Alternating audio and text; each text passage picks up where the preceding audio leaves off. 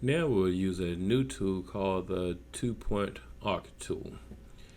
To get started, we need to zoom in to make sure we have a good angle.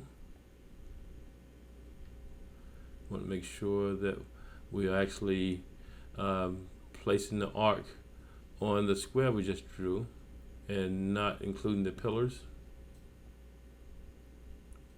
Okay, that looks like a good angle there.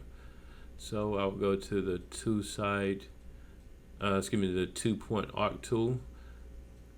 Click there, and I'll place my first point on that line right there. So on the edge, you can kind of be flexible here.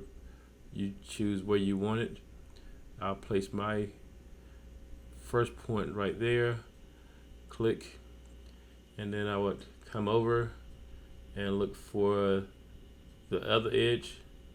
Again, you don't want it on the pillar. You want to make sure it's on the square that you just drew.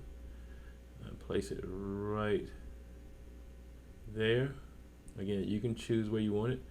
And the next point I'll make, I guess, would probably be right there.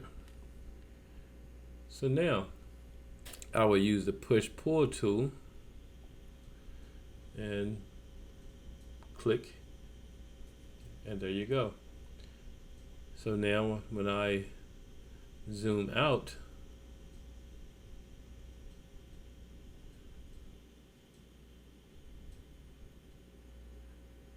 you notice you have that arc there.